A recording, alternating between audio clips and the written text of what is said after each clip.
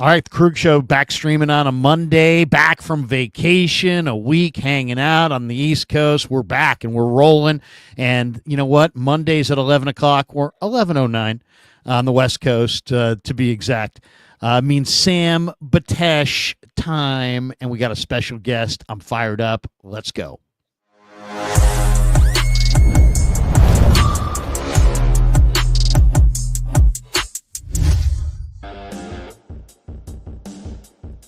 Off and running, the Krug Show brought to you by Pig and a Pickle, the best barbecue in Northern California. Check them out. They're in Emeryville. They're in Corte Madera.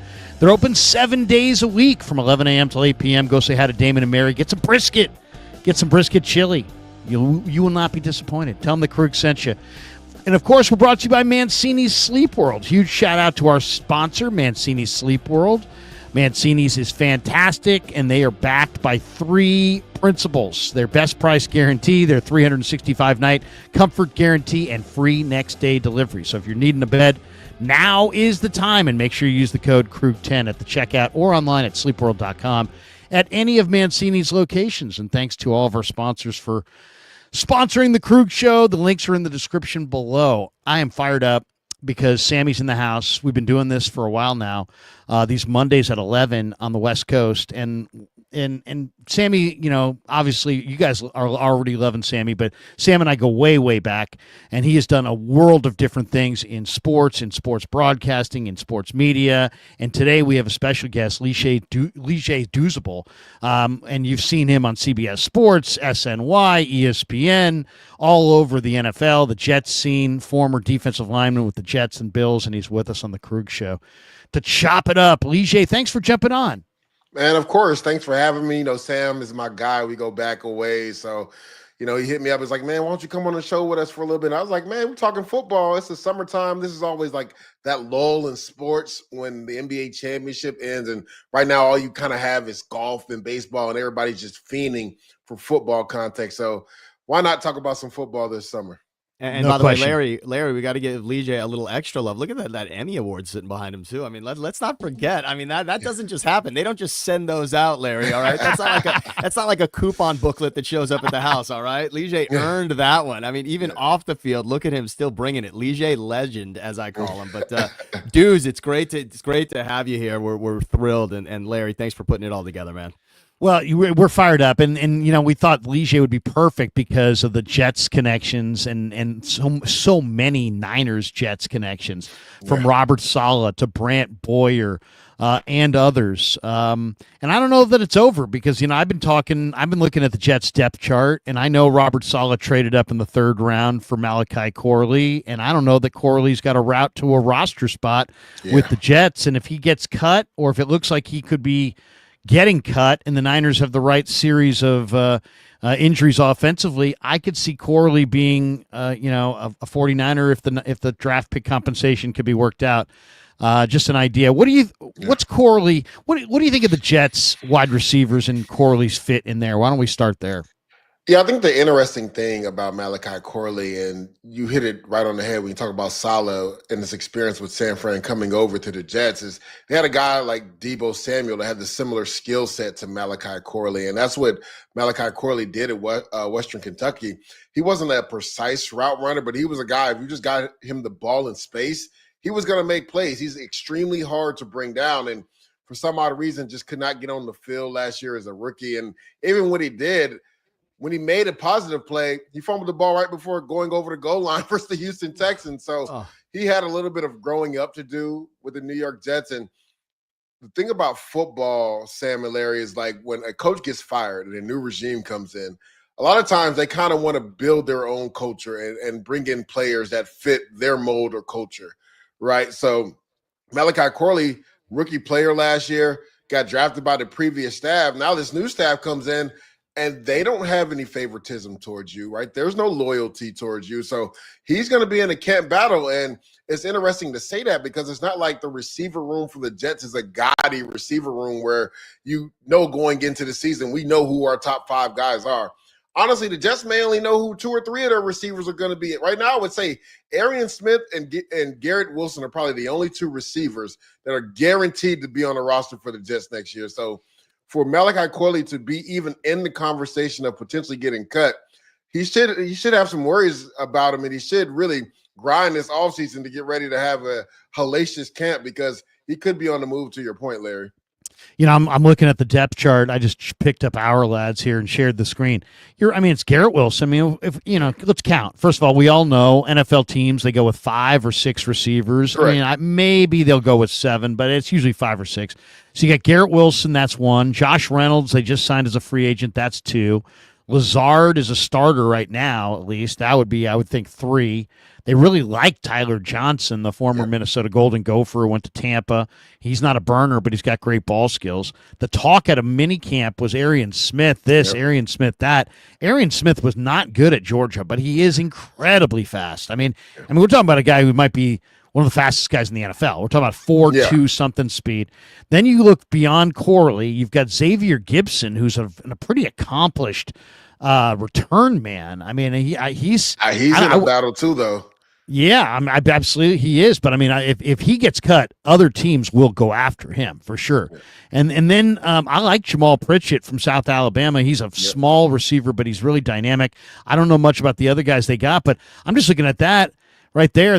We just counted 7 or 8 guys, and Malachi is in that mix, as you said. But if he doesn't, I could see Saleh, who traded for him last year. I could see Joe Douglas doing it in Philly, but I don't think Philly has the need as much. But the Niners may have a need at wide receiver. Corley could be a Debo type. He is a second-year receiver. I don't know. I'm maybe I don't know. We'll see how that goes. But that would be a guy I think would fit for the 49ers. Go ahead. I was going to say, Larry, also, when you look at that list, yes, Josh Reynolds signed there, but it was a 1-year deal. Alan Lazard, a lot of people feel like he's already going to be on his way to Pittsburgh because that's where his best friend, Aaron Rodgers, is. And there were some talks that they were going to cut him at the end of the season. They didn't. They restructured his deal, brought him on. He's not making that much money this year. I could see him end up getting traded to the Pittsburgh Steelers because that's somebody Aaron Rodgers is very familiar with. And he's had his struggles with drops. You talked about Arian Smith. He's had his struggles with drops too at Georgia. I believe dropped over 10 passes last year at the University of Georgia. But like you said, he's a burner. He can blow the top off the defense. And according to everything that's happened at OTAs and minicamp, he actually has been one of the bright spots in that receiving room, beside obviously Garrett Wilson. Garrett Wilson has been unstoppable, and that's what he's been most of his career as well. So, even some of those veterans that you would assume are just locks, I don't think Josh Reynolds is a lock, even though he does have the familiarity with Aaron Glenn from his days at Detroit. Tyler Johnson, I'm not saying he's going to be a lock. It just depends how the roster shakes out. There could be they only take 5 receivers and maybe they go more heavy 2 tight end sets this year. Maybe they keep 4 tight ends, right? It just depends on what Tanner Angstring, the new offensive coordinator, and Aaron Glenn want to do. Sammy says your friends call you Dews. So is it okay if we call you Dews? They call me Dews. Yeah. Okay. Let's do it. Dews, what do you think of the 49ers D-line? You're a former D-lineman. They drafted Mikael Williams in the first round out of Georgia. They took Alfred Collins in the second round out of Texas. They took C.J. West in the fourth round out of Indiana. They got Bryce Huff. Whew, that was big. I'll say this, though. Watching him practice, he's a small guy. But then his get off is spectacular. He's so explosive. So explosive. How do you see the remade Niner defensive front around Nick Bosa? So, Larry, I had some concerns going into this offseason. Obviously, they kind of gutted that defensive line. Malik Collins is out the door. Leonard Floyd was out the door. They kind of revamped what they wanted to do on defensive line. You could tell there's a heavy emphasis on stopping the run because they really struggled at doing that the last couple of years since D'Amico and Robert Saleh have been gone. The only thing that I question is some of the body types they drafted don't normally fit the scheme that Robert Saleh and Chris Kaserik, who is the defensive line coach, they don't typically fit what they want to do. Case in point, Mikael Williams is more of a 3-4 defensive end. And for people that don't know what that means, those are bigger body defensive ends. They kind of line up head up on the tackle instead of on the edge of the tackle.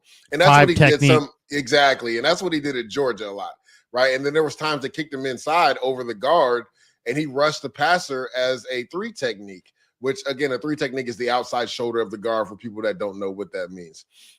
And then you get Alfred Collins, to me was one of the best run-stuffing defensive tackles in this draft, but he's not like a get up the field, create havoc type of guy. And that's what that defense has been synonymous with, right? And then CJ West as well. I know they want to kind of compare him to DJ Jones, and the body types are similar, but DJ was a better athlete. I played with DJ his rookie year when I was in San Fran with Saleh. And DJ was a heck of an athlete, and that's why he continues to get paid, and that's why he just got paid again for the Denver Broncos, because even though he's a bigger body, he's got some wiggle, man. That big dude's got some wiggle, and he can rush the passer for a guy that's 310, 320 pounds. So that's my biggest concern when I look at this defensive line. Like, they changed up the body type.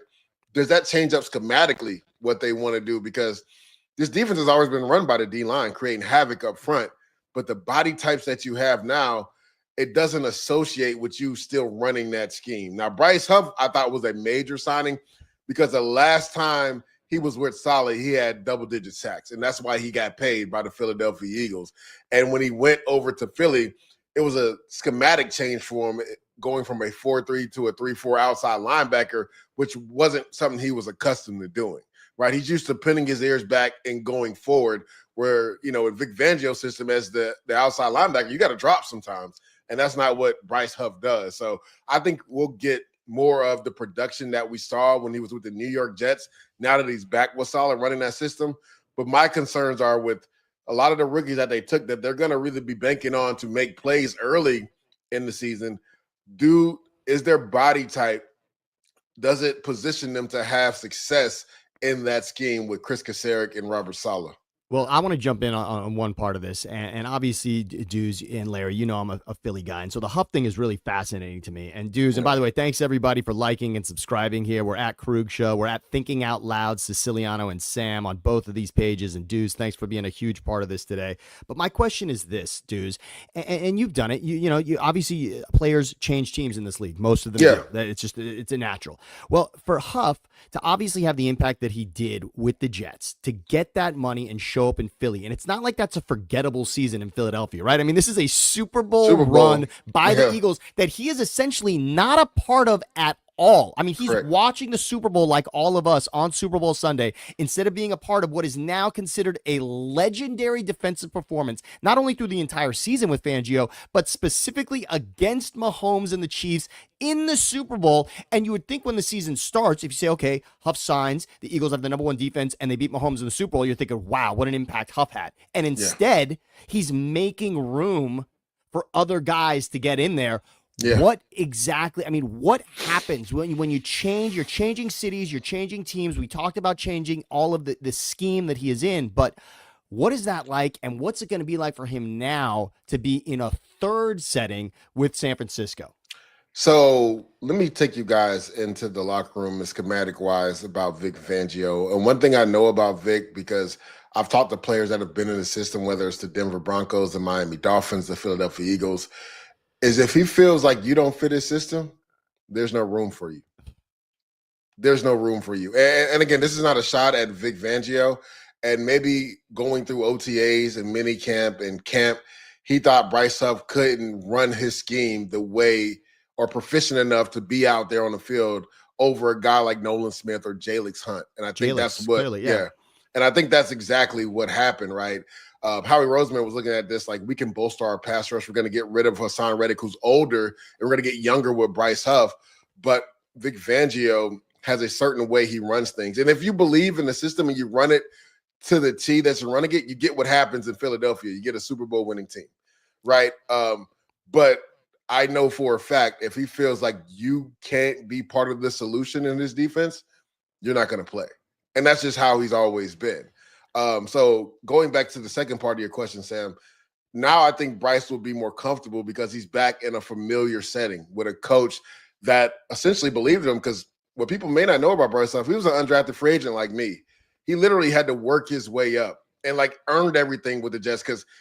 And I love Robert Saleh, even to his detriment. At times, I don't believe he knew what Bryce Huff could really be, right? There was times where I feel like they undervalued him, right? And I'm not even saying letting him walk in free agency, because he played so well that he paid himself out of New York. Like, New York was not going to be able to pay him what he was going to get, which was, I think, $15 a year or even more than that. So But there was times where I felt like he should have been the starter, and they felt like he was just a pass rush specialist. But we've seen guys like Hassan Reddick or smaller defensive ends with their get off and explosive ability be able to play the run because they put the tackle in such a bind because of their get off that they have them off kilter and they can set a vertical edge. And I've seen Bryce Huff do that. So again, I think schematic wise, and I tell people this all the time, coaching and where you go matters. It really matters. Like, people are so quick to say somebody's a bust or somebody doesn't fit our scheme. I had a coach once tell me, don't tell me what a guy can't do. What can he do? And let's highlight his attributes and what he can do. Like, I think that's a lost art in coaching a lot of times. And I think for Bryce Huff, going back to a Robert Saleh and a Chris Kasarik, who's going to get the best out of him, an attacking style defense, they're really going to benefit from his specific skill set.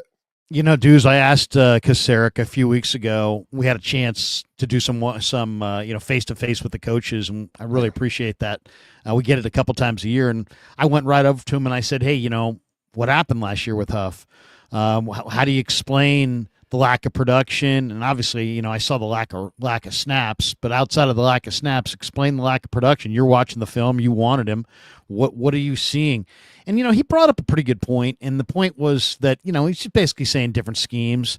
And basically, he said, hey, I thought this was the way that was interesting, though, the way he verbalized this. He was talking about the step sequencing as a stand-up guy in a 2-point stance, as a 3-4 outside backer, as opposed to hand in the dirt. And in Huff's case, he goes 4-point stance. Yep. He puts both hands down. He's a four. I mean, it even looks funny because you got Nick Bosa in a kind of an elongated, like, track 3-point stance. Correct. You got Huff in a real, like, tight, right over the ball 4-point stance. But his get off is choreographed. It is incredibly fast. But that was Chris's argument, that the step sequencing is quite a bit different in a 4-3 wide 9 get off the ball, get up the field scheme, as opposed to Fangio's 3-4. So occasionally you're going to drop. And he says that that's enough to throw off your rhythm and your advantage, especially for, and you want to say it, but I'm sure he meant it, for an undersized rusher who needs a great get off to win. 100%. I'm so glad you brought that up, Larry, because now we're talking about the X's and O's and the details of pass rushing. Just imagine, for your whole life, you've been in a certain stance and you've had so much production doing it. And then all of a sudden you go to a new team and they're like, well, we know that worked for you, but we don't want you to use that stance anymore. We want you to stand up in a 2-point stance, but we want you to have that same get off.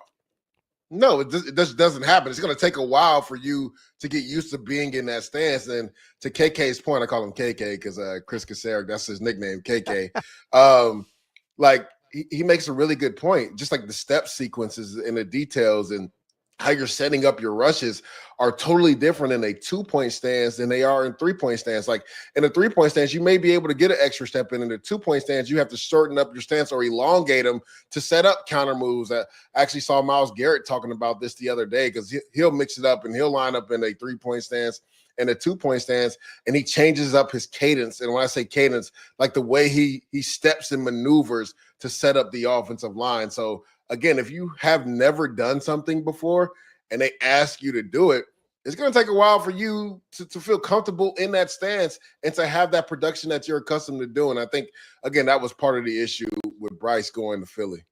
Larry, I want to jump in on that because Dudes just talked about changing stances and doing things differently and how meetings can change an entire mentality for a player. And this is just so fascinating to me. And it happens to be on the thumbnail that you've got over at Thinking Out Loud, Siciliano and Sam right now. And you put it up there as well, Larry. But Travis Hunter is so fascinating to me. And Dudes, from someone that's been in meetings, that understands what it's like to be, you're part of a position meeting, you're part of a defensive meeting, You're part of a team meeting. And now we're talking about a player. I mean, Shohei Ohtani, yesterday for the Dodgers, he pitches an inning, scoreless, no hits, 2 strikeouts on the mound.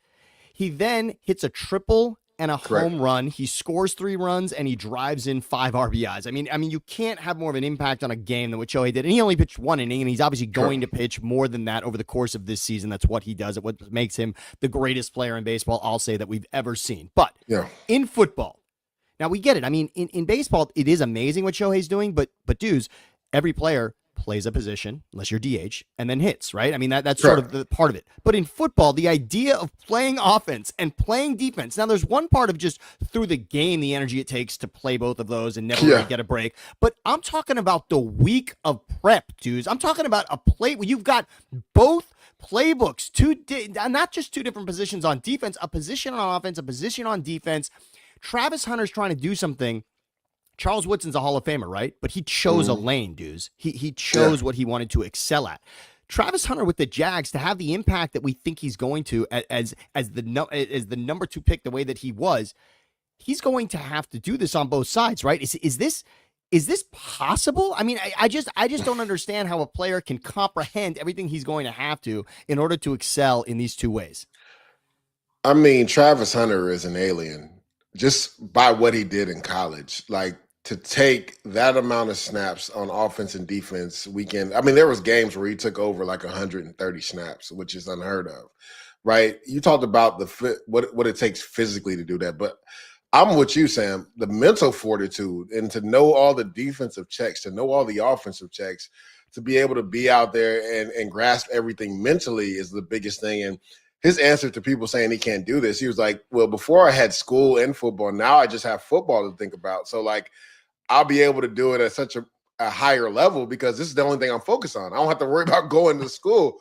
Now, the thing is, the NFL is way more physical than college, right? These guys you're playing are the best of the best week in and week out. And because you're Travis Hunter, you essentially have a star on your back, right? Guys are going to want to embarrass you on offense. And when you're on offense and they're on defense, they're going to want to embarrass you. So in regards, when you're a receiver, sometimes there's like plays you maybe could take off. Say you're on the backside, you can run the corner off.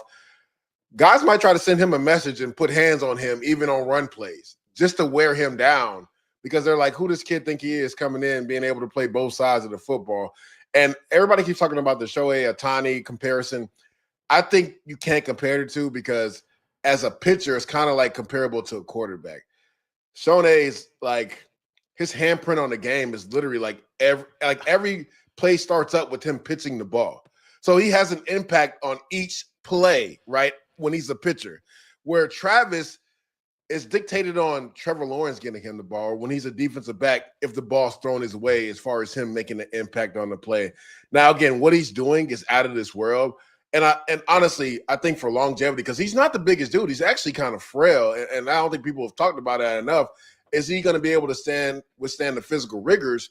And he did last year, but let's not forget, he has a history going back to Jackson State, going back to his first year at Colorado, where he missed multiple games because of injury, right? And a lot of that could be because of his frail size. Now, I'm not saying that's why he got hurt, but now you're talking about a 17-game season playing both sides of the ball, not only physically, but mentally as well. I think for them justifying trading up to get him number 2, he has to play at least, I would say, 20 snaps on one side of the ball and play all the other snaps on the other side of the ball. That's the only way it makes sense. He's so interesting. I mean, he's such, and if the more you read about this guy, he's such a high achiever. I mean, he's not just a two-way. He's not just a two-way player. He's a great two-way player. He's not just a student. He's an elite student. This guy's just an amazing achiever. If anybody could do this, it would be him. It's going to be him. I would say this though, it's not doable. This isn't Jim Thorpe days of football. It's not doable. When I say it's not doable, what I mean is this. It's not doable to be a full-time defensive player and a full-time offensive player. Oh, no. Without a doubt. And to me, if you're gonna be an NFL team, you're gonna pay this guy a mint. You're gonna want to get your money's worth. I would say be smart.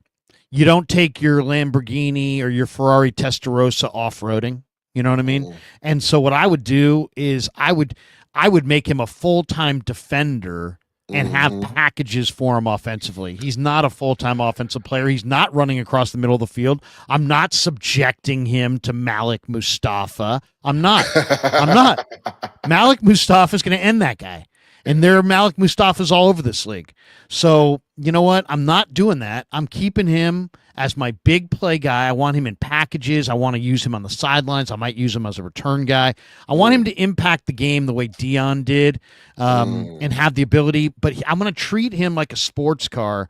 I'm not going to – I don't want it – because it's just already enough to be a two-way player. There's going to be enough – injuries in there and potential banging bodies.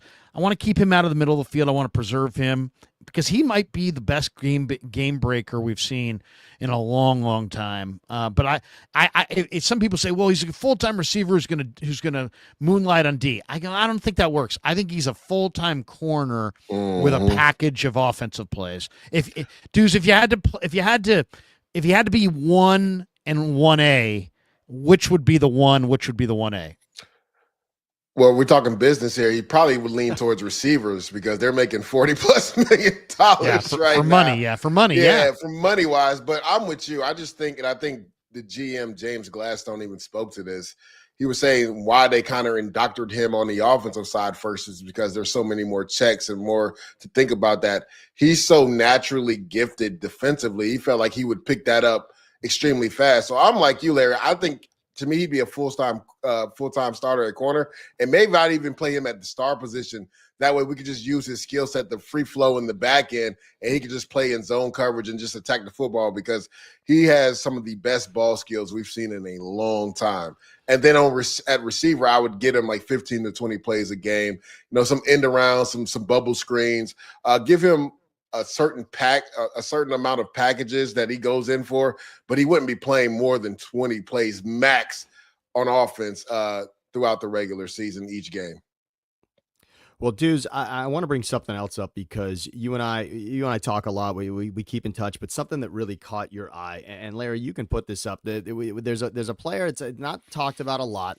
But Kendall Lamb has moved over from the Dolphins to the Eagles, and we all know that right now the Eagles, just like everything Howie Roseman touches right now, everyone says turns to gold. So right now, the culture in Philadelphia, which, by the way, no one loves the culture of Philadelphia sports fans, so it's hilarious now that Philadelphia is setting the bar for what culture should be in the NFL. Exactly. But that's what happens when you win a Super Bowl, right? All of a sudden, all of your wrongs are righted. And so nothing right now can be wrong in Philadelphia. And of course, people that root for that team are loving it. But this is so fascinating to hear what Kendall Lamb is saying about the Dolphins. And this quote, I'll read it. It's on the screen for us. But what Kendall Lamb is saying, and now he's only spent, we're talking a couple months now that he's with the Eagles coming from Miami. But what he's saying immediately, this came through to him. I understand why the Eagles reached 2 Super Bowls in 3 years.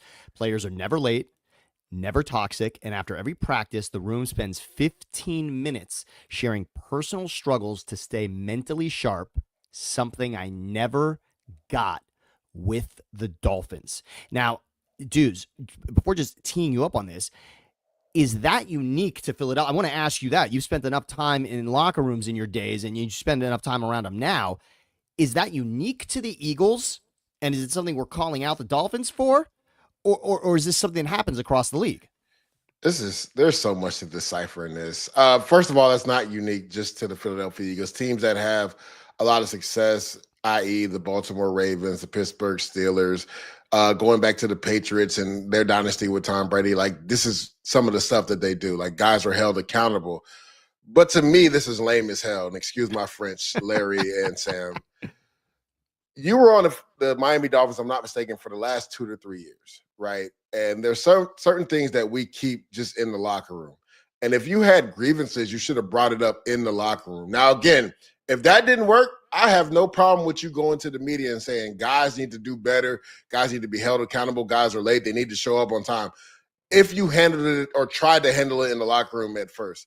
Now that you're on another team, now you want to cry wolf and say, well, I understand why the Eagles reached the Super Bowl 2 out of the last 3 years. Guys are never late. It's never toxic. And after every practice, the room spends 15 minutes sharing personal struggles to stay mentally sharp. You're telling me after every single practice, everybody has a kumbaya session? And I'm all about mental health and mental fortitude. But you're telling me after every single OTA, there's a sit-down session and guys have 15 minutes where they talk about their mental sharpness. I just don't believe it. All right. Again, I get you wanting to up your team because you're now with the Philadelphia Eagles, but to me, this is lame. Like, if this was such an Exactly. issue when you were in Miami, handle it there. Handle it, and that's the problem, right? Everybody wants to run to the media, Twitter fingers, run to Twitter, run to Instagram. No, sit down like men and handle your situations. If there's a star player on your team and you feel like you've built up enough cachet to say something to him, say something to him. Perfect example, I'm with the Jets, right? And on our D-line, we have nothing but Pro Bowler players or first-round picks. My last year in 15 there, we had Damon Snacks Harrison, who was an All-Pro. We had Muhammad Wilkerson, who was a Pro Bowler. We had Sheldon Richardson, first-round pick, Pro Bowler. Leonard Williams, first-round pick, Pro Bowler. We had – That was a room, man. Yeah, literally, we had dudes. But them dudes knew the work I put in, and even though I wasn't a Pro Bowler, if I felt like one of them were lacking, I knew I was comfortable enough to say something to them, and then they would hear me out because they knew that we had put the work in together. So my thing is, Kendall Lamb, if you felt this way while you were there in Miami, say something to the player. And if it doesn't work then, I have no problems with you going out to the media and saying, dudes here ain't taking it serious. But for you to do this after you've left, this was lame as hell. That's amazing. You know, this is great. Larry, go for it. You know, a couple thoughts on this too. I mean, first of all, you know, there's guys that would read this that would be like, I ain't signing in Philly. I ain't sitting around playing Kumbaya for 15 minutes after every damn practice. You think Chris Jones wants to sit there and talk for 15 minutes with a bunch of scrabinis about, you know, the finer points of crap every day? No, he wants to go out there, kick ass, and get off the field and get off his feet. But, I mean, you know, I will say this, though. I mean, there are different calibers of organizations and different standards. There's no question. I mean, you've heard it from different players in different eras. You know, hey, I was playing here. I've talked to Steve Young about the differences of, you know, in Tampa compared to the Niners in the 80s with Walsh. And, you know, those are the extremes, of course. But, Leger, you played with the Niners in 2017, the year one of Shanahan and Lynch. Yeah. And you also played – you know, I'm talking to a guy that's played in the league. I mean, the Vikings, the Giants, the Rams, the Lions, the Jags, the Titans, the Jets, the Bills, and the Niners. So it's not like you wouldn't have perspective. And by the time you played for the Niners, you had pretty good perspective on you know, what a good or bad situation looked like. What was 2017 like for you as far as your just, you know, your experience with John Lynch and Kyle Shanahan, because this was year one. Oh, they were trying to then. establish, and they were trying to establish a culture, and you were part of that first team. So take us back to 2017. Yeah, shout out to John Lynch and Kyle Shanahan. And I will say this, John Lynch and a few of the other coaches have told me that the success they had in 19, I did have a small part in trying to, you know, build that culture that was there, because I was the Wiley vet. It was me and Elvis Dumerville, and we had a whole bunch of young guys like DeForest Buckner, Eric Armstead, and then my guy Solomon Thomas was there, DJ Jones, who I talked about earlier. All these guys were very young, literally like second year or rookies, right, when we got there. So it was all about establishing the culture, because San Fran had really struggled a few years before that.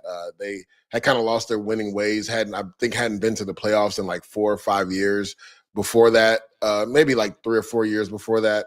Ever since Coach Harbaugh left and went to Michigan, they had really struggled. So what I remember most was thinking that they were going to turn it around, right? Again, it seemed bleak when we were there. And to your point, right, you kind of know once you've been in locker rooms for a while how the season's going to go pretty early in training camp. Like, you know, if you got a legit team that has a chance, or it's going to be a long year. And no player will probably admit that, but they know. Like, they, in the back of their heads, they know, like, it's going to be a struggle. Like, we gonna have to fight tooth and nail to put some wins together.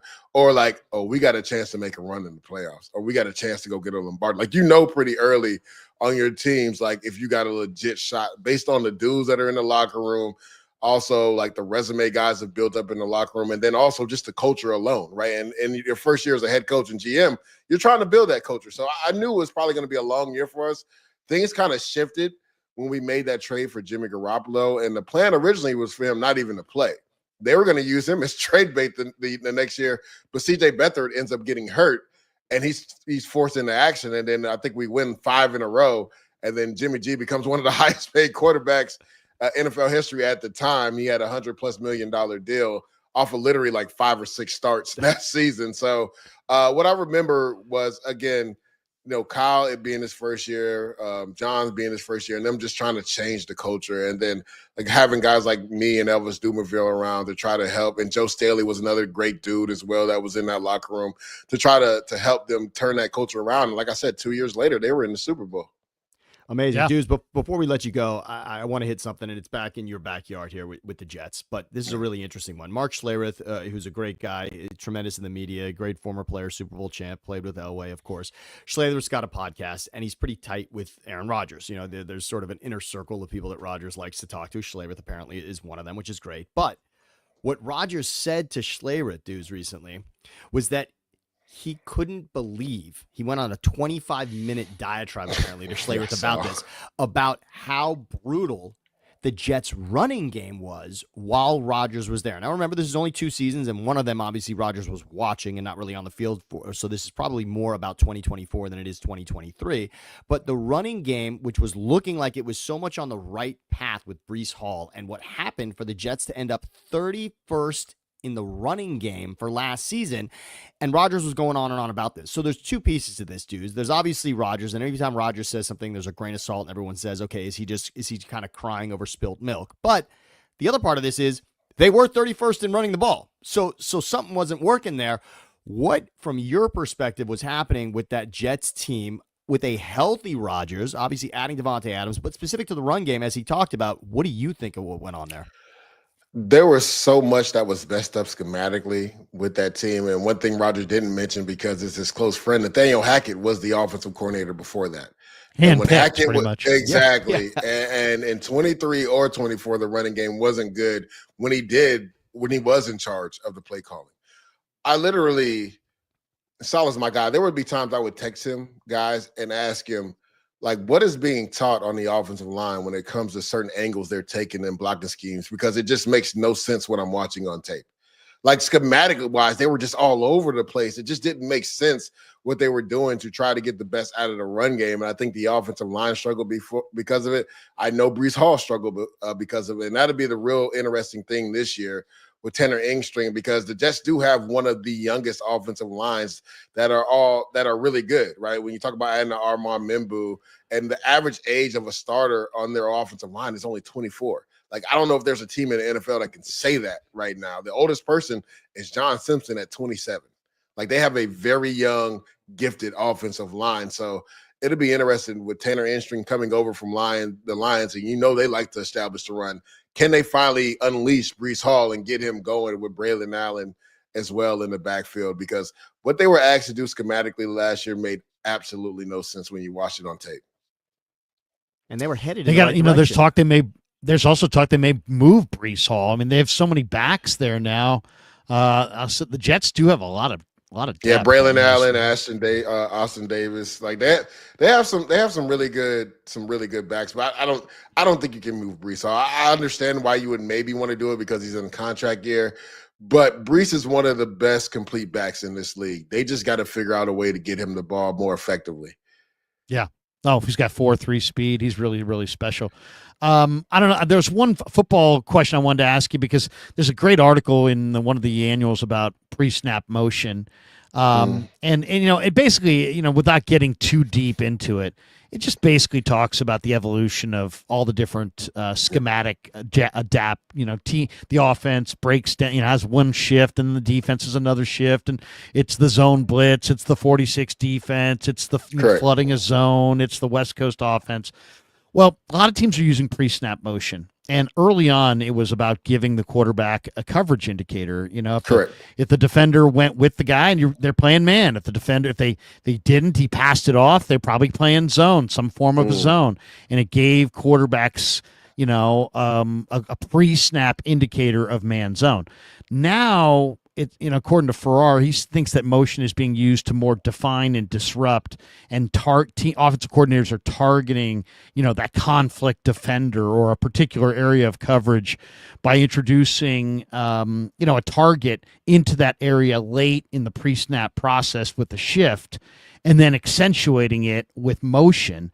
And if you look at the numbers from motion last year in 2024, Quarterbacks without pre-snap motion completed like 63% and had like a 90 rating. Quarterbacks with pre-snap motion completed almost 67% with a 94 rating.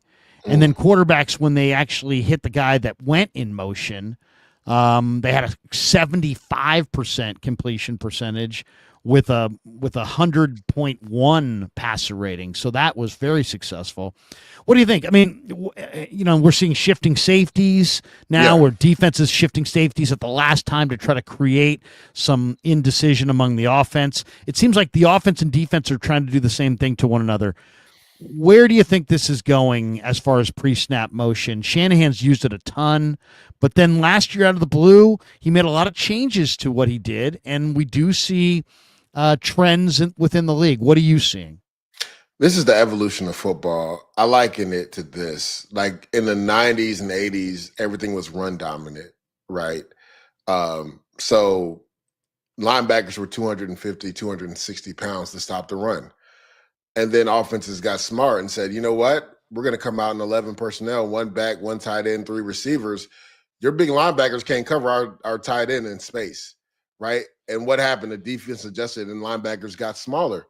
Well, the last couple of years, we've seen an uptick in the run game as well because linebackers are smaller. So just comparing it to the pre-snap motion, you stated it, right? Everybody from that Shanahan tree, whether it's Mike McDaniel, Sean McVay, Kyle Shanahan, like they're synonymous with that pre-snap motion. But the evolution of defenses, I just broke down a film the other day on Twitter. If you guys want to go to my Twitter handle and find it, on the Denver Broncos and what Vance Joseph has done a masterful job of is when teams give you that pre-snap motion to give you an indicator, he'll travel the guy with him, but then him and the other guy will switch responsibilities and they'll go zone coverage instead of going man.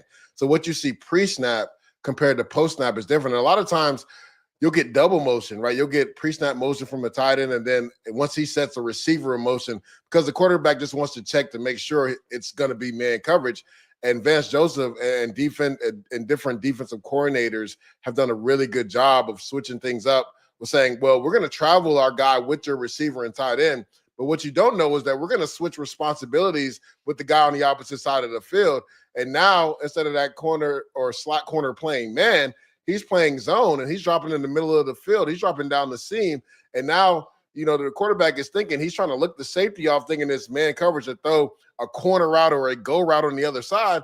And it's already predetermined. And he lets the ball go. That safety's just sitting there. You end up getting the interception. So that's the evolution. And I think that's why you maybe saw Kyle not use it as much, because there's a counter punch to everything the offense and defense does. So teams have started to catch up to that pre-snap motion and been more exotic in the way they run their defenses. That way quarterbacks don't have a beat on what they're trying to play.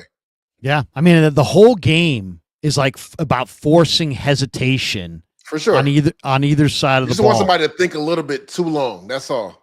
Yeah. No, it's an amazing thing.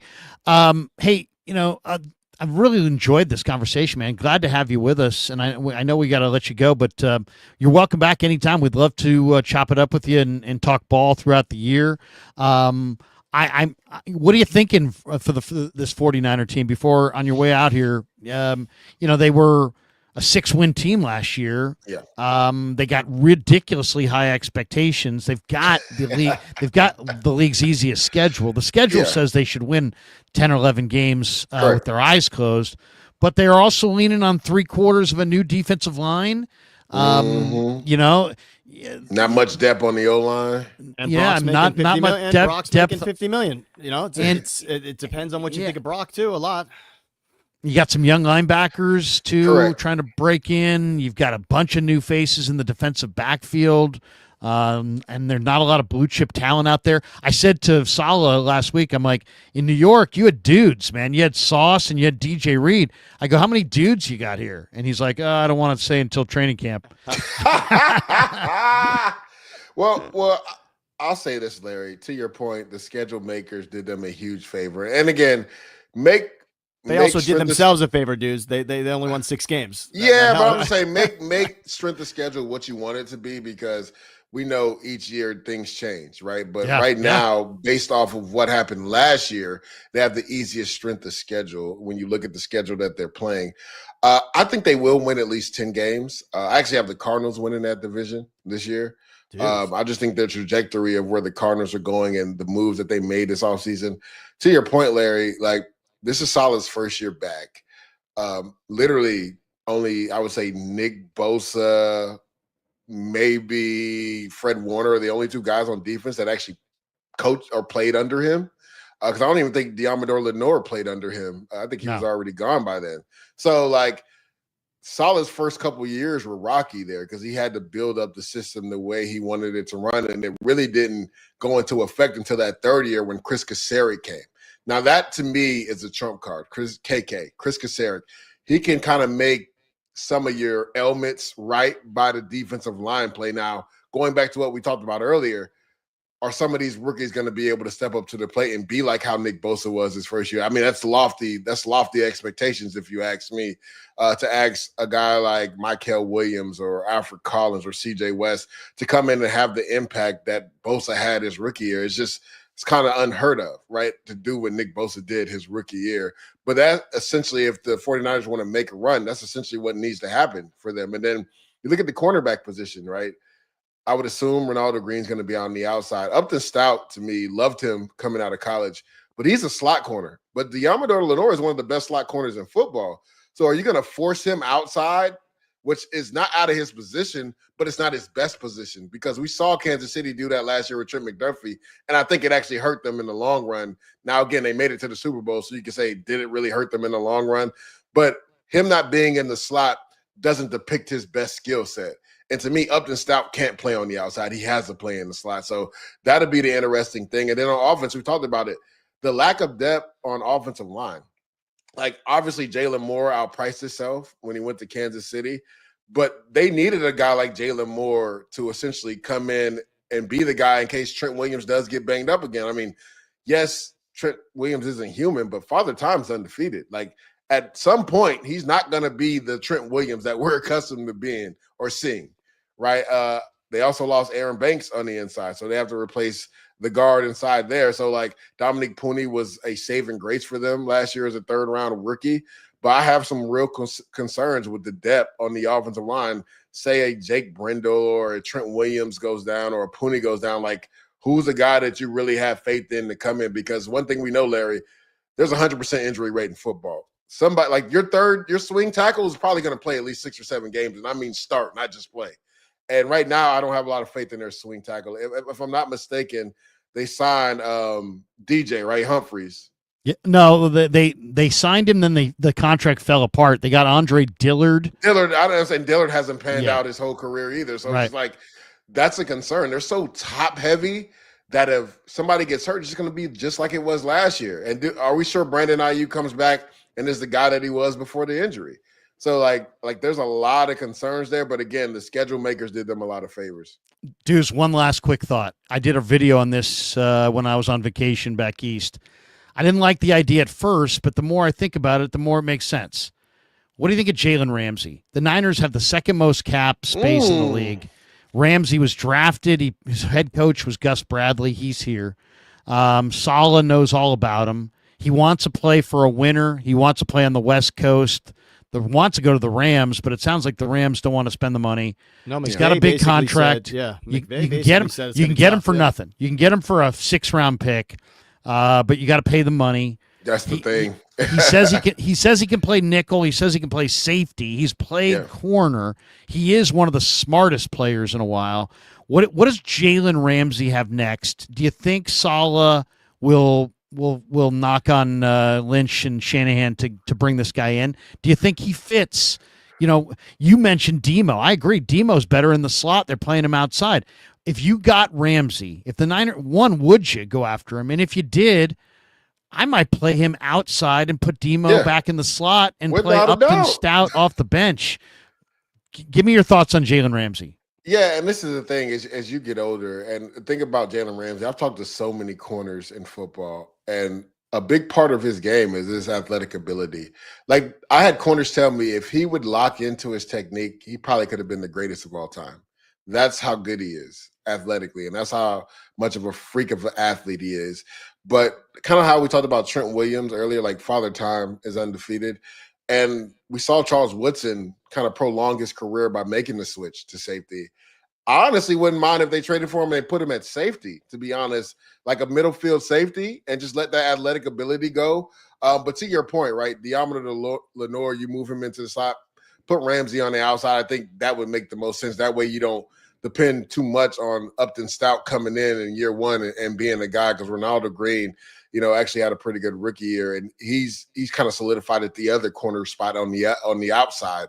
So I would make the trade for him. Now, again, dollar cent wise, if you're San Fran, are you willing to pay that entire bill?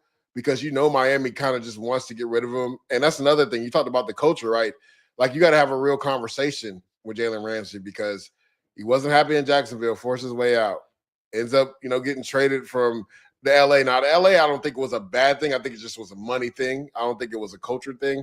But then now in Miami, kind of forcing his way out. Like, you got to have a real sit-down conversation and see what he wants, and will he be a good fit for you guys, right? Because if you plan on making a run, you got to have the culture right to do that. So Ramsey's a hell of a player.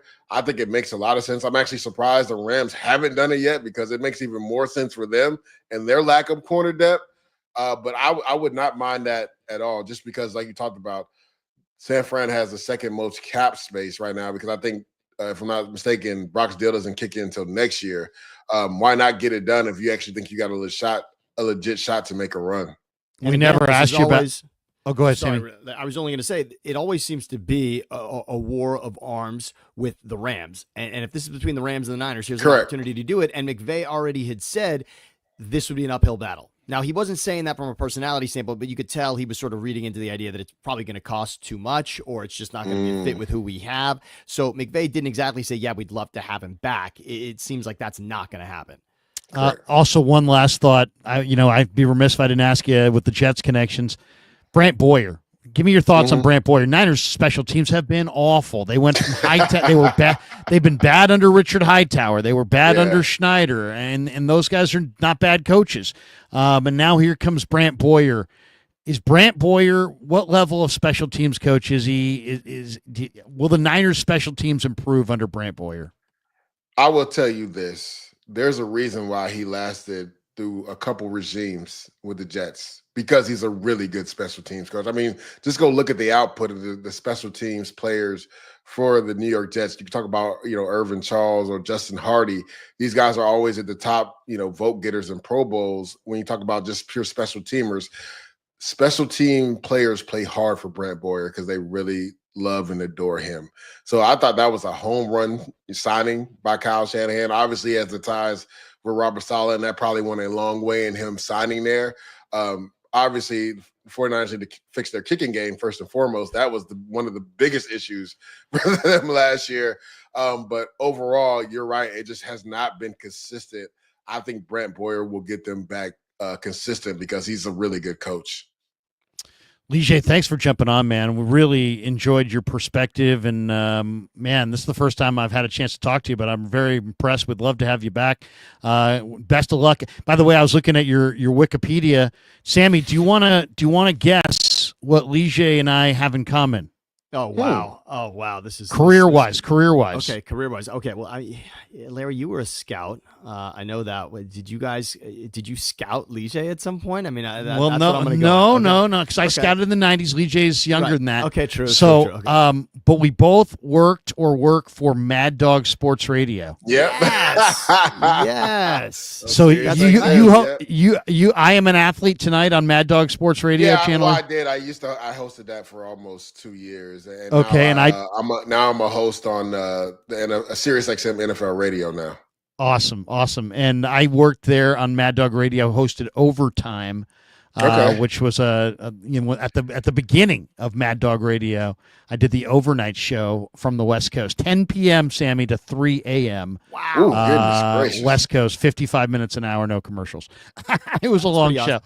Hey, but Leger, thanks for jumping on. Awesome perspective, and thanks again. We'll let you get out of here and get on with your day, but we'd love to have you back. And Sammy, great job getting Leger, and awesome, Look, man. Deuce Really. is a tremendous guy. 10 years in the league. He's got that proud Emmy Award behind him as well. He's at CBS Sports. You can catch him there. His Twitter account is fun to follow. He's got new projects on the horizon as well. But Deuce, and you also have a podcast going as well, don't you, Deuce? Let us know about that. Yeah. So I was talking to my guy Sam about this the other day. I'm about to start up a new podcast called Chopping It Up with Dudes. And it's a play on words, right? Because I like to get down in the kitchen and cook. So I'm going to bring that love of cooking to some of your favorite celebrities. And we're going to sit down and talk with them about, life, whether it's their sports players' life outside of football, get into what really drives them day in and day out, but also get into the kitchen and see where their cooking skills are like too. So I'm very excited for it.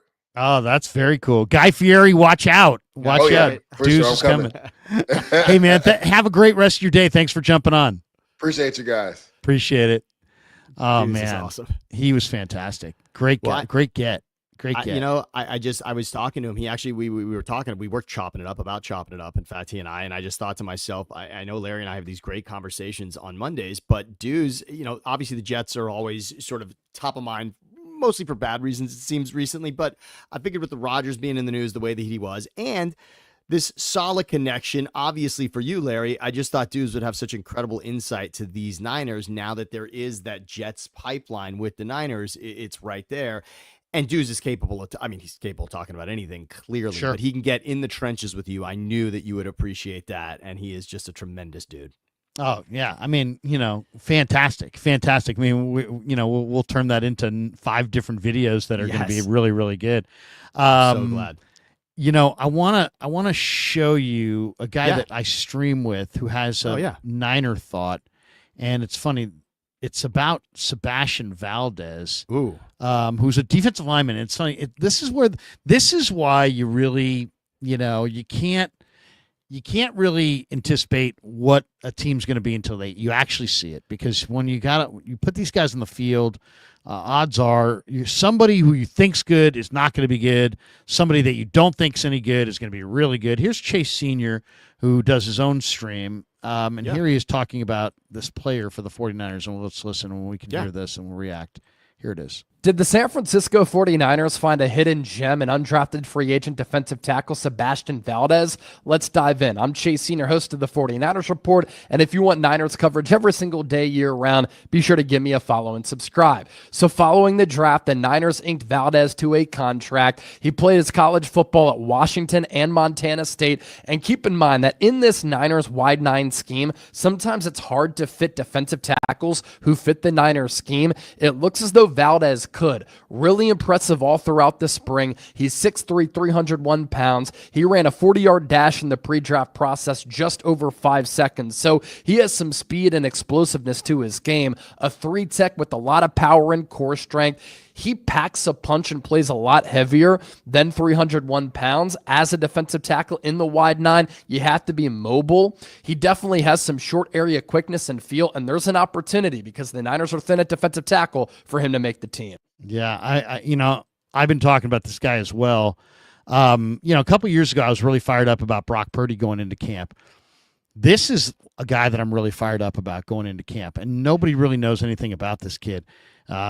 Sebastian Valdez, 49er. You love finding this, Larry. You love the undrafted players. You love the day after the draft. You love the Sunday after the draft when the news trickles in about all the players that are now landing somewhere. And there are big stories like that. We just talked to a guy. Deuce was a guy who was undrafted. I mean, there are players that make a massive impact in this league that aren't even drafted whatsoever.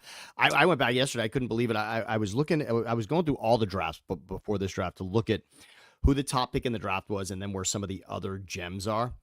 And I couldn't believe this. I was going through and I was looking at even Hall of Famers that are drafted, and I couldn't believe that I found the former tight end of the Chargers, Hall of Famer, basketball player and football player, who was undrafted. I was looking for where he was drafted, and then I realized, wait a second. Gates was undrafted. He was undrafted. Yeah. Right. I mean, he was a basketball player. He was a basketball player, but look at his size. I mean, it feels like somebody would have taken a flyer, but this is where teams can make a difference. You're not paying a guy. No one else is looking in that direction. It's not a name on everybody's radar. And then he's making an impact in camp. And unless you're there at camp, you don't know it and the other teams don't know it. And this is a guy that clearly has been identified, Larry. And on this defense with Saleh, this could make a huge difference. And one other thing I want to point out in regards to rookies and what can happen on defense, last year, two teams who obviously had special seasons, the Rams and the Eagles. Go back and look at the Defensive Rookie of the Year finalists.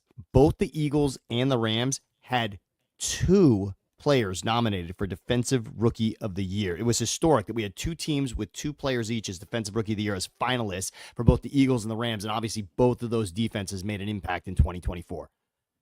Braden Fisk, of course, and Jared Verse. Yeah, I mean, and I really think the Rams are the it's funny. Dews thinks the Cardinals, and the Cardinals definitely are getting better, and they're well coached. I think Jonathan Gannon's a really good football coach, and he's drafted a lot of defensive players. We'll see what the Cardinals can do this year. That's an interesting one. He likes the Cardinals. I kind of like the Rams. And they signed I like the Rams. They signed Sweat. So the Cardinals signed Sweat away from the Eagles. And a guy that I told you is going to be a massive, massive player. I think he's going to redefine the position. I think their tight end. I think Trey McBride is a superstar. Had he been in the end zone 3 to 4 more times last season, he would be a superstar. In fantasy football, his name gets brought up a lot, but I'm talking about football. This guy's the next tight end in the league that's going to take it over is Trey McBride, without a question in my mind. Yeah, there's no question. He's really, really good. Plus, this is year 2 for Marvin Harrison Jr., and I don't know if you've seen him, but he's jacked. He's super jacked. So I would say watch out for Marvin Harrison Jr. Marvin Harrison Jr., Michael Wilson, Zay Jones, and as you said, McBride. And you still got James Conner. You got Kyler. They've rebuilt their offensive line. I mean, Paris Johnson at left tackle is really, really good. Jonah Williams is the right tackle. I'm not sure about the rest of their line, but I love Paris Johnson at left tackle. On defense is where they added everybody. They added Calais Campbell, Dalvin Tomlinson, Walter Nolan in the draft, Cody Simon in the draft, Will Johnson from Michigan in the draft, Denzel Burke, Jordan Birch. I mean, they added a lot. The Cardinals did in the draft. So Akeem Davis Gaither, a linebacker, he's a good add. You mentioned Josh Sweat. They added quite a bit free agency-wise to their defense. So we'll see. I mean, the Cardinals are such a losing organization. I can't really, put a lot of, I got to see it. Where the Rams added, Devontae Adams, they already have Puka and Tutu Atwell. The Rams added a couple guys in the draft at receiver that people will be talking about. Kanata Mumfield and Mario Williams. Both those guys are really good, and they're both undrafted. Or Kanata Mumfield was a 7th-round pick. They also got Willie Lampkin. Yeah, you got Willie Lampkin as an undrafted guy, right? You love the lineman they got from the Chargers, also, right? Alaric Jackson. Is you talking about that? Oh no. You talking about? No, he's injured actually. Puna Ford. Yes, Puna. Puna yeah, Ford I'm a big is, Puna Ford. Yes, exactly. Oh, I love Puna. I mean, Puna's a big nose guard who just stops the inside run. So that's a great get for the Rams because they don't invest a lot at linebacker. So, the Niners do invest in linebackers. The Rams, Nate Landman and Omar Spates are there. They did draft Chris Paul Jr., but, they don't typically invest that much money in the middle of the field. So it's going to be interesting. It's going to be interesting. Well, I think you and I went through the NFC West. We went through the odds and talked about who that is not a favorite in each division could actually win that division. And obviously the Niners and the Rams right now are the team that are sort of tied when it comes to odds out of Vegas. And we were talking about, maybe other teams that could steal it. And of course, that became a Cardinals conversation. But I want to bring something up about the Seahawks. To me are so interesting because of how sort of remade they are from what we thought of the year before. I mean, when your quarterback is entirely different one season to the next, it just forces the conversation for what is this going to look like now. And it's really a Sam Darnold conversation, which there's 2 parts of that because there was something that came up this week where Tom Brady had apparently said Richard Sherman's. Yeah. Didn't Richard Sherman rip Darnold? Yes. Yes, and Tom Brady See, I also. can call this up. I might be able to find this actually. This is good. And so, and while you're looking for it, Tom Brady also, apparently the conversation with the Raiders was that Brady had said, don't go after Sam Darnold. In other words, they knew that they were going to go in another direction for quarterback, and they didn't. And so, of course, Darnold and Geno are now linked forever with this conversation because Darnold ends up in Seattle and Geno ends up with the Raiders. But it really comes down to what we think of Darnold, doesn't it? I mean, Seattle, are they better with Darnold than they were with Geno? This is a team that contended. I mean, when you look at the division last season, it was down to the Seahawks and the Rams in the end. Just before the last week of the season, it looked like it was going to come down to their last game against one another, and it turned out the Rams on a tiebreak had won it the week before. But the Seahawks were there right to the end. The Seahawks, and now you're talking no DK, no Geno. Do you like Darnold in there?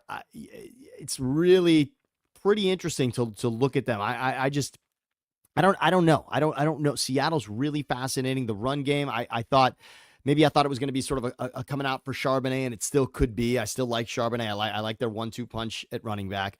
But is Seattle going to be there as a thorn in the side in this NFC West? It feels like it's anybody's. The Niners have the schedule. The Rams have what are coming off a season where they think they could have won the Super Bowl had they punched that last one in against the Eagles. It's really up in the air, and there's dudes throwing out the Cardinals like they could do it.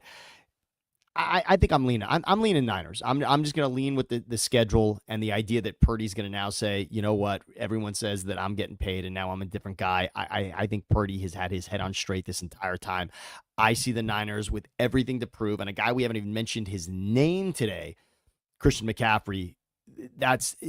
Talk about someone who's ready, who has seen what running backs who seemingly are past their prime can do, in what Saquon and Derrick Henry did last season. McCaffrey, I think, is ready to say, remember when I was the best running back in this league. Well, okay, first on Darnold. I mean, Darnold, I think I've never been a Darnold guy. How could you be? But how could you? Why? I mean, why would? Well, you he was be great at outside of last season? USC, except he turned the ball over a ton. Sure, but and I just think he turns the ball over, and so I didn't like him in that draft.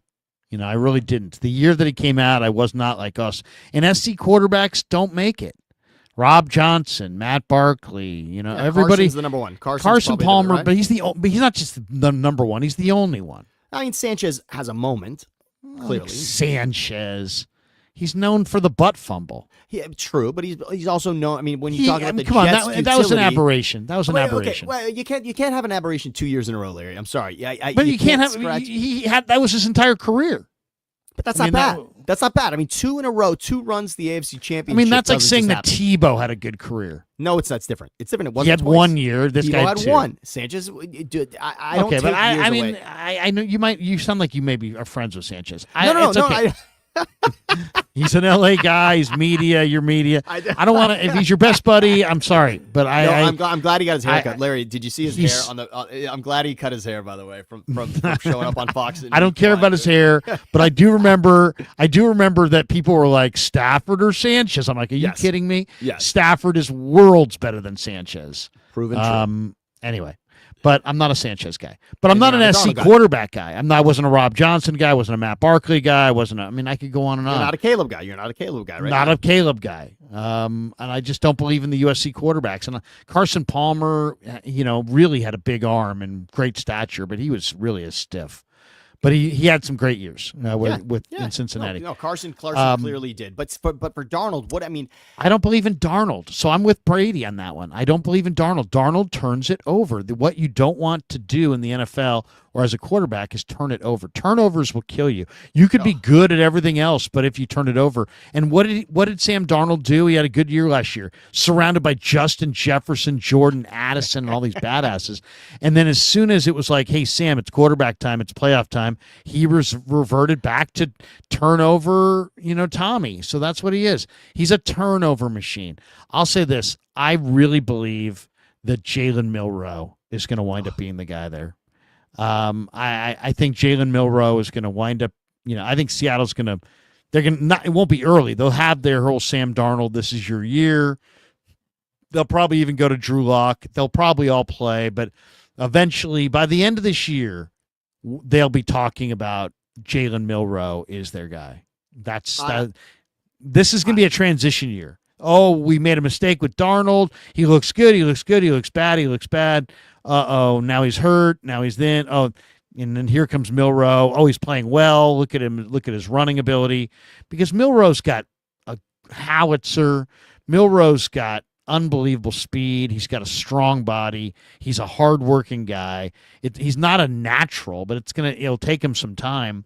But once he learns the offense, I like Milroe more than Darnold. It could absolutely happen with Milroe. I used to think the same thing about Alabama quarterbacks, right? I mean, there used to be the same knock for USC as there was for Alabama. Obviously, right now, the Super Bowl MVP is Jalen Hurts. You know, there's certainly a different ring to Alabama quarterback now that there used to be. Especially, Joe Namath was, okay, yeah, but there was a run of Alabama quarterbacks where you say, okay, it's McElroy and of course every other guy. There were plenty. I mean, there were plenty that just didn't. Mac Jones. Don't sleep on Mac Jones. But there was a moment in time where Mac, Tua, and Jalen, who were all in the same quarterback room at Alabama, you were saying, wow, Mac was in the. They were all headed to the playoffs. Mac, Tua, and Jalen were all headed to the playoffs early in their career, and you thought this could be something. Now, of course, Tua, there's a little shine off of that, and Mac Jones is backing up in San Francisco now, so that's completely different. But Milroe is a fascinating one, and we don't know this league, if it's proven anything, it's that the quarterback position on the way into the league is always misconstrued. Look at the draft you just talked about. The Sam Darnold draft, remember, Larry, the conversation was about first of all, it was about Darnold and Rosen at one point. It was Josh Rosen and Darnold coming out of LA. Which one of them was going to be a bigger deal? Then it was, okay, Baker, Darnold, Rosen. Remember the two other guys taken in the first round of that draft? Yeah, how about Lamar Jackson and Josh Allen? I mean, that's the hilarious part of that draft. 5 guys were taken. Lamar comes in as the last pick when the Ravens traded in to get him as the last pick of the first round, and Josh Allen. But the fact that Rosen, Darnold, and Baker were really the other names in that draft that we were talking about is kind of hysterical now, although who knows? If Darnold puts another season together like he did in Minnesota, and will the offensive line protect him, Larry? Because Darnold looked so different in the last game against Detroit, and the Rams sacked him 9 times in that playoff game in the wild card round. I'll tell you another big question for this upcoming season, as far as you mentioned Seattle. Who can build a brand new defense faster, Michael McDonald or Robert Saleh? Because, I mean, if you look at Seattle's defense on paper, it's not the worst. No. I mean, it's Byron Murphy, Jaron Reed inside. Those guys are strong. Leonard Williams is really underrated. Okay, so that's their 3-man front. And then you've got DeMarcus Lawrence, came over from Dallas. He's still a pretty good edge rusher. You got the kid from the Chargers, Uchenna Nwosu, who's really good. Boye Mafe, he's still there. Derek Hall. I mean, they got Jared Ivey as an undrafted guy. They've got some decent guys. And then Tyrese Knight, Ernest Jones inside at linebacker, and then a secondary. Julian Love is awesome. And then you got Reek Woolen, Devin Witherspoon, Kobe Bryant. They drafted Nick Emanwari, JT Woods. I mean, that's not bad. I mean, I'll say this, Zy Alexander. What defense do you like better right now? If I said to you, you can have the Niner defensive personnel or the Seattle defensive personnel, who's got more talent on D? Well, okay, talent-wise, I still think upside is going to go Niners, but you're talking consistency year to year. There are less questions about what Seattle's doing defensively at the moment. Saleh's going to get the benefit of the doubt for what he did in San Francisco, but the fact that he's got to put it all together right now based on what happened last season, coming off of a different coordinator and a different system and different players, Seattle is more of a, here's what we did last year, and now let's sand the edges of it a little bit, whereas San Francisco is, can we remake what happened when Saleh was here? But it has been a while. Saleh hasn't been here in a while, and as we mentioned with Deuce, the amount of new defensive linemen, etc., Niners are still more of a question mark because we haven't seen it on the field that way. I would put money on Niners, but that's on pedigree more than it is based on what I've seen on the field. Yeah, well, the Niners have a totally remade defensive line, but I mean, if the Niners defensive front on paper, I think is better than Seattle, but I'll take Seattle's defensive backfield for sure. Julian Love, Kobe Bryant, Reek Woolen, Devin Witherspoon. I mean, Reek Woolen's a big, dominating corner. with long arms. Witherspoon's awesome. I love Witherspoon. Julian Love is simply one of the best players in the league. Every time he plays the Niners, he looks amazing. Julian Love against the Niners is like Hall of Fame. He's been so good. And then they added Nick Emanwari, who's just a gigantic, huge, fast guy. I don't know. I mean, it can't hurt to have a gigantic, huge, fast guy. We'll see how it works out. What do you think of Kyler, by the way? I would quickly, Larry. This is interesting to me because I remember when Kyler Murray was in the MVP conversation. I remember the pass to DeAndre Hopkins against the Bills. I remember when he and Cliff Kingsbury had this team in position to win the division. Then they didn't, and the Rams got to host them in the wild card round on the Rams trip to the Super Bowl where they won it. That went through the Cardinals in the wild card round. And that was sort of the last we heard of the Cardinals being on that trajectory. And it felt like we started to say, all right, maybe Kyler is too small and maybe he's not going to be able to rely simply on speed in this league to get away. Where are you on Kyler Murray? Because the quarterback position is so interesting. Obviously, with Jalen being Super Bowl MVP, there's a little too, all right, and then Lamar and Josh Allen obviously being in the MVP conversation the way they were. There's a little to mobility meaning something all over again. But is Kyler capable of putting it all together for an entire season? I think he is. I think he's, he's a young guy. He needs to mature a little bit, it sounds like, but this kid's been an elite athlete forever. He throws a great football. They're surrounding him with tremendous talent, and I think it's just a matter of time. I don't know if it's this year, but I like Kyler Murray, and I definitely like Kyler Murray's potential in the NFL. Now, is he a leader? How much that really comes down to how hard does he work? How hard does he work? A lot of times comes down to how much does he love football, and how competitive is he? Some people are, competitive until they get, whatever, some success or some whatever, money or whatever, and then also they're not as competitive. I don't know how he's wired, but I love, I think he's a good guy, and I know he's got the ability. So yes, he's short, but he's not small. He's strong, and he's got a really good arm. I think it's about surrounding him with big talent and just getting momentum. So yeah, I'm a believer in Kyler Murray. I think Kyler Murray, he's a young quarterback that I absolutely would want. That was a special game he had. I believe it was the second game against the Niners when they came back to beat him last season. Kyler was very special. He was really every bit of the Magic Man at the end of that game. Well, you want to see? Yeah. Do you want to see the play of the game in that game? Yes, Here's the play of the game in that it's game. Unbelievable. Yeah. Here he is. Oh, here he goes. This is unbelievable. That was Devondre Campbell that he ran by. That was so unlikely at that point in the game, wasn't it? This guy's an unbelievable runner. He absolutely can be. I mean, this is who he can be, and it's just week in and week out, not being injured. I mean, I remember 2 seasons ago, he really ended the Eagles' chances of doing anything that season as well. Wow. I really like Kyler. Probably getting flagged for the music, but I do like that music too. That music's epic. Come on, that music's the best. Every night. I mean, I could have. My wife and I should have danced at our wedding to that music. I mean, are you kidding me? I mean, it would have been amazing. That would be a great. That would be amazing if you had like the draft when they have the whatever. Yeah.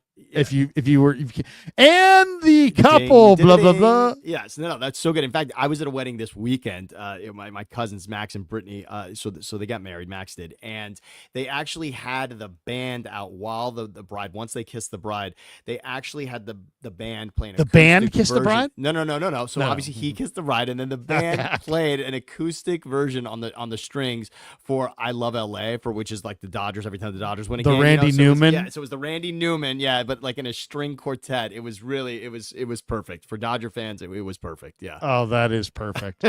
I used to love that song until they played it after every win. Now it's synonymous with. Hey, by the way, what is Caroline. I was just in and for the Red Sox, I was just in Connecticut, and my nephew's a big Red Sox fan, and he's just like, he's like, the Red Sox are doomed, and they're getting ready to sell, and Devers, they hand away Devers for nothing. You're down in Southern Cal. What was the Dodger fan? Do the Giants even register at all anymore with the Dodger fan? Or is there so much bad blood between Dodgers Padres that outshines the Giant Dodger rivalry? Do the Dodgers even care that the Giants got Devers, or is it like we don't even notice them? They're so down there. Here's what's interesting. So first of all, in regards to LA and the other cities in California, this has always been a thing. San Diego hates LA. San Francisco hates LA. LA sits back and doesn't really care about either, right? That's just like an overall mentality in Southern California. LA is not concerned with the other cities because they feel like, yeah, we're not the capital, Sacramento, but we are the city that matters in California. So there's that. But from a sports perspective, here's what's fascinating about last week, Larry. The Giants came in, and the Giants and Dodgers were tied for the NL West lead, right? And then in that series, it's 11-0 on Saturday night in the second game of that series. Now, granted, the Giants scored a few runs off Kike Hernandez on the mound to end that game, so it was a little more respectable, but the Dodgers were kicking the crap out of the Giants, 11-0 on that Saturday night. They ended up taking the Sunday game as well. But what happens is on Sunday, the Red Sox wake up after sweeping the Yankees. They don't have Devers anymore, and all of a sudden Devers is a Giant. It does have a resonance, but because, like you said, the Padres came in next after the Giants, it's as if it was forgotten because the Giants weren't there anymore, and all of a sudden now you've got the Padres throwing it at Shohei, and you've got the Dodgers throwing it at Manny Machado and at Fernando Tatis, and all of a sudden that becomes a completely different thing, and you got benches clearing, and there is so much bad blood. But think about this, Larry. Yes, the Dodgers right now have the greatest player in the game, hands down. There's just no argument for that, Shohei Ohtani. And Devers is not on that level. But when you look at what Devers' productivity was with the Red Sox, it's going to make a difference. I couldn't believe what the Giants were throwing out there from a lineup standpoint when I was there looking at what the Dodgers lineup is. For the Dodgers to start a game, Shohei, Freddie Freeman, Mookie Betts, you got Muncy and Teoscar in there. The Giants lineup without Chapman and, of course, without Devers at the time, I'm just thinking, how is this even how are they even tied for the NL West lead right now? I couldn't believe it. But the Devers thing makes a huge move. That makes there is a resonance there. And, of course, with his big home run over the weekend, like this is going to make a difference. But my point to you overall is more 20,000 feet above sea level. The Dodgers, of course, won the World Series in 2020 and 2024. But when the Giants were winning 3 World Series in a decade as well, wasn't there that assumption and sort of that feeling that the Giants were the team that mattered in the NL West and not the Dodgers? I mean, there was. I'm sorry. That was a dominant run. The Giants were spectacular over that run, Larry. I mean, what Bochy did. They won 3 World Series, but they actually were a wild card one of those years, and it wasn't like they were. It wasn't like they just womped up on the National League in the regular season. 2010, they had a big second half led by Pat Burrell, believe it or not, Cody Ross. Yeah, they went through a tremendous Phillies team, by the way. That 2010 team, that was the team that took out, by the way. I thought it was the greatest pitching staff ever assembled. That was Halladay, Hamels, Cliff Lee. That was the fact that and a great lineup. Yeah, and a great lineup. Oswalt also pitched for that team as well. Utley, Howard. It was Utley, Howard, and Rollins. It was. You know what it is? It was Javi Lopez out of the bullpen neutralized those lefty bats. Oh, it was just an incredible. I think it was a 6-game series that the Giants won that. Yeah, I couldn't believe that. But Juan Uribe with the game winner down the right field line. Oh, devastating. In first row. I mean, Juan Uribe was super clutch. Super clutch. That Giant team, that was a magic ride. That was a magic carpet ride. How about 2012? They sweep the Tigers, and Barry Zito beat Verlander in Game 1 with Pablo Sandoval hitting 3 home runs. The Pablo going Reggie Jackson was unbelievable. Reggie Jackson in Game 1 of the World Series in 2012. That was ridiculous. 4-game sweep of the Tigers, but nothing was as big as the Bumgarner Game 7. 2014, to this day, maybe the greatest World Series pitching performance of all time. Yes. I mean, Jack Morris also comes to mind when I think of that. But I'm sure if you're old enough, you might say Bob Gibson, but I'm only 55. It's okay. We weren't. So I wasn't there for Bob Gibson. But I mean, Peter Gammons would say Bob Gibson. Yeah, he would. He would for sure. Or Whitey Ford or something like that. Yeah. Or Sandy Koufax, maybe 65 Koufax. Mad Bum there. Mad Bum. 2014. Unbelievable. Most incredible thing ever. So I think so my point simply was, Larry, now the Dodgers like to pretend that nothing else is a blip on the radar for them because they have Shohei. They're the World Series favorite. They're coming off the World Series championship, and it seems like nothing can go wrong. And of course, now the team that won the World Series has Shohei on the mound, so they're adding that in as well. But Devers makes the NL West more interesting. I'm here to say it. Whether Dodger fans want to pretend that's not a big deal, and I think you tweeted it out there. Whatever Devers wasn't from a leadership standpoint in the clubhouse in Boston, what he did at the plate with his stick is just, I'm sorry, that's going to make a difference. I mean, don't tell me this guy's not a leader. There's different ways to lead. Different ways to lead. Don't tell me he wasn't a leader. He was a leader. He might not have been a rah-rah leader, but he was a leader. Right. The Red Sox, here's the other thing on that. There's a belief in some quarters that your respect at your job comes from what's on your check every 2 weeks, right? I don't care if they kiss my ass. I care that they cut me the biggest check. And there's a lot of people that go through life going, respect is about the size of the check and everything else is just window dressing and lip service. But when the check is going to be big no matter what, you gotta show people proper respect. And I think the Red Sox approach was like, we paid Devers a freaking mint, and now we're going to do whatever we damn well please, and he's just going to go along with it. And if he doesn't, screw him. And they brought in Bregman, and they basically treated their best guy like he wasn't their best guy, even though they were paying him like their best guy, and they just assumed he should do it. And then they didn't have that communication with him. Well, Buster Posey, traded for him, and now guess what? Now Devers is willing to play anywhere. Isn't it interesting how that works? And also Buster read the room. Buster knows the dynamic, which is, hey, look, if you're Devers, you can do that once. You can tell one team and have this bad communication, go fly a kite, but you can't tell two. So otherwise it's on you, right? If things don't work out between Devers and the Giants, Devers is the one that looks really bad because he's now not worked out in two spots. So Buster knows that. So he knew he was going to get a Devers who was going to be happy. And that's a big part of it. So it's like, don't trade for Jimmy Butler if you're the Warriors unless you're going to give him the extension because he's not happy because he didn't get the extension. So, the Warriors traded for him and then they made him happy. And the Giants traded for Devers, but now Buster's going to communicate to him, hey, this is what we need from you. And he's like, yeah, I'll do it. He's making a mint of money. Exactly. But, okay, one thing before we go, though, Larry, we have to because it's huge news, and I have a thorn in my side about it. But Durant, now a Rocket. I just, overall, what is your first gut instinct when you see that news? It was rumored, but now it's official. Durant is a Rocket. Does that have resonance in a league where the Thunder wake up as champs today? And we saw out of so many teams in the Western Conference this year that it didn't happen the way we thought it would. What does that mean in your eyes? It only makes sense to me if you wanted to get rid of Jalen Green anyway. If you didn't want to get rid of Jalen Green, then, and if Jalen Green's like some awesome key cog, then, but I get a feeling that they probably didn't want Jalen Green. So that's because they could have moved other guys. They had other guys.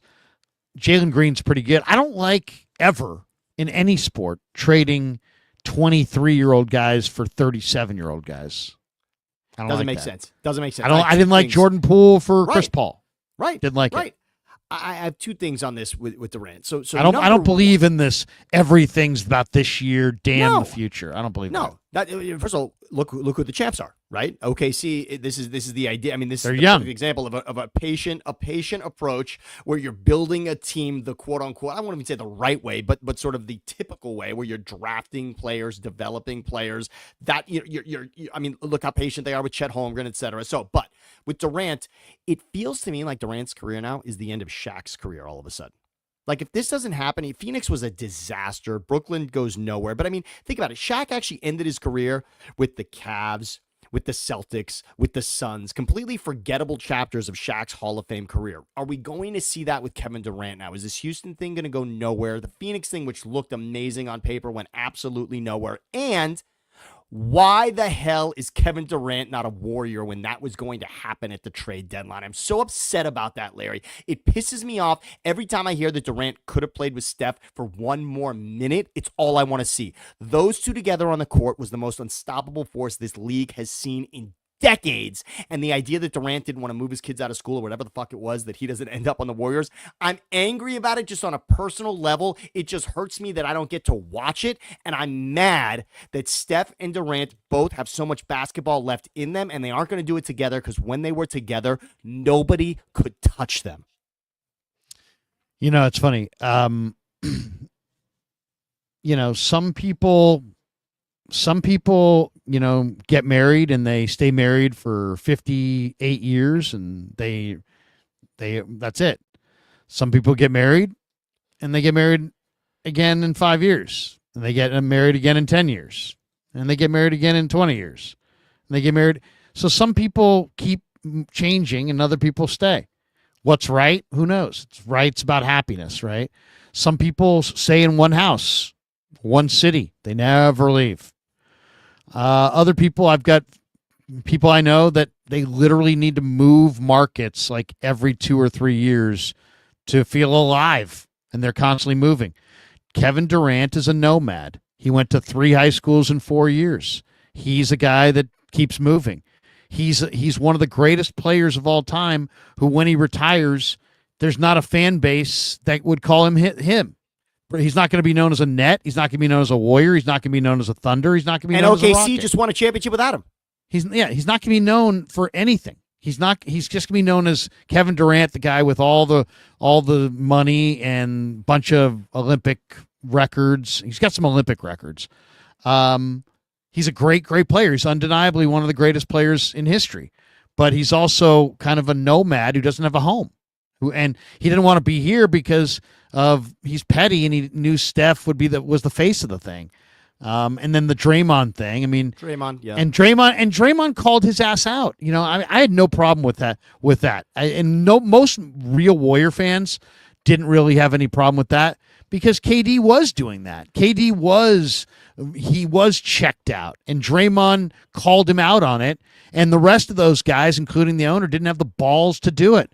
So I personally love Draymond Green, because he's the only guy in the room with any balls to tell KD, hey, we know you think you're out of here and that you're bigger than us and this and that, and hey, you're not bigger than us, and we won before you and we'll win after you. Well, and the Celtics championship, it does a lot to his legacy. The Celtics championship by the Warriors without him really solidified Steph as the face and the leader of all of it. And I think it does chip away. But I also thought then he would want to come back and reestablish, because when you look at those teams that won, Durant eliminated LeBron. I mean, LeBron and Durant at the height of their careers going at it, and Durant just running through them like butter is a pretty nice feather to have in your cap.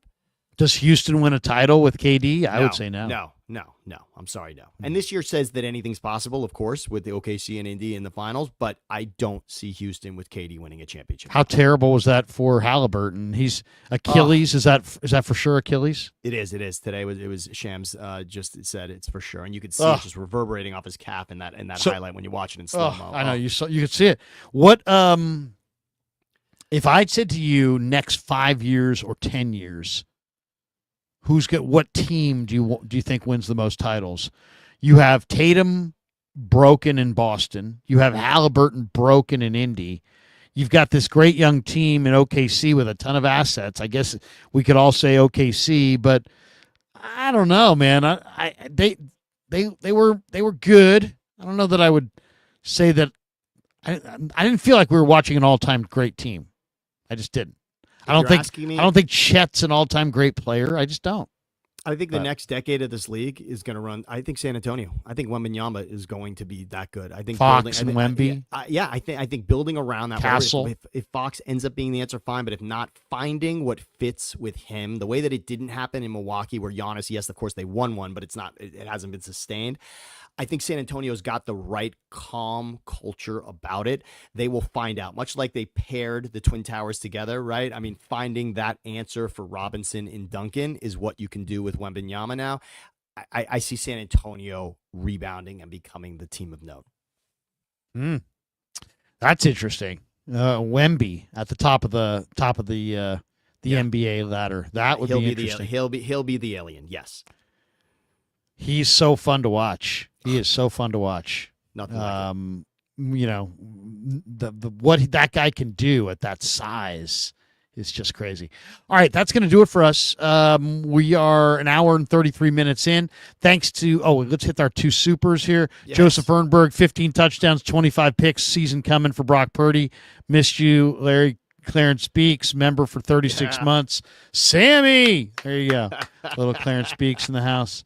I said a little, not little. A little Clarence Speaks on a Monday. All right, Sammy, what do you got cooking the rest of the day? So it looks like we're taking Levi to San Luis Obispo for the day. We're going to hang out on the coast, kind of, not getting all the way up to you, but a little halfway point between here and the Bay Area. So we'll see what that looks like. And a little Avila Beach, maybe. Exactly. So we'll hit that up. You know it well, Larry. Yeah, absolutely. Yeah. And what about you? You came out, the East Coast. How did it treat you? To get away it was like amazing. That, beautiful in Connecticut. It was amazing. Went spent a day in New York. Spent some time in Connecticut on the beach. I missed the heat wave, which is now hit, so that's good. It was good. It was a good family trip. Good time to see my sister's East Coast beach house. Went to Hammonasset Beach. It was wonderful. Got a chance to get in the water a little bit, and it was good. A lot of family time. Got a chance to watch Devers' first game against the Red Sox on Nesson in Boston. That's great. That was pretty amazing. Got a chance to go for a full day in New York. Got a horseback deal in Central Park. Yeah, that was pretty sweet.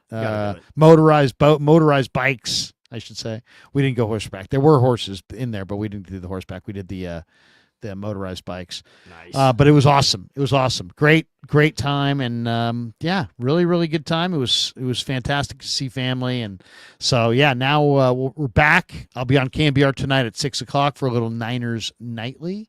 Looking forward to that. And we'll be in training camp before we know it. So, Sammy, have a great rest of your Monday. Thanks to everybody. Thanks to Mancini Sleep World. Thanks to Pig and a Pickle. Thanks to Sharp Corner Sports Cards and Collectibles.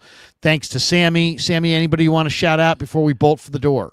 Well, we can just say at Thinking Out Loud, Siciliano and Sam. That's the page that you got here along with yours, Larry. And thanks for everybody's support there. The podcast that we do with Andrew Siciliano. But yeah, Thinking Out Loud, Siciliano and Sam, even though I spelled it wrong there in the comments, but that's all right. But also, thanks to Leger Douzable, to get Krug and Douz together. I didn't know what was a better combo, Larry and Leger or Krug and Douz, but they both have a nice ring to it. But I was glad to put you two he's together. Money, he's man. Awesome, right? He's so good. That was a great get. I'm so glad that came together, and he's just such a good dude, and I have known him through the years, and I just thought, you know what, let's get these two together. Let's get us all on here, and it was awesome. Dude. I love that idea. And we'll be doing some guests on some Mondays. For those of you, if you guys have guest ideas, you can put it in the comments below. Hit the like and subscribe on your way out. Thanks to Sammy. Hit like and subscribe on his channel as well. And thanks for supporting the Krug Show. We're getting close to 60,000 subs, by the way. Let me see. Yes. See where we're at here. On. Let's bring see. That over the finish line. What are we at? 59,000. 463, 59,463. So we're 500 and change away. If you haven't hit subscribe, hit like and subscribe. And thanks for supporting the Krug Show. Have a great Monday, everybody. Peace. Yeah, never met a man I've been scared of. Careful, you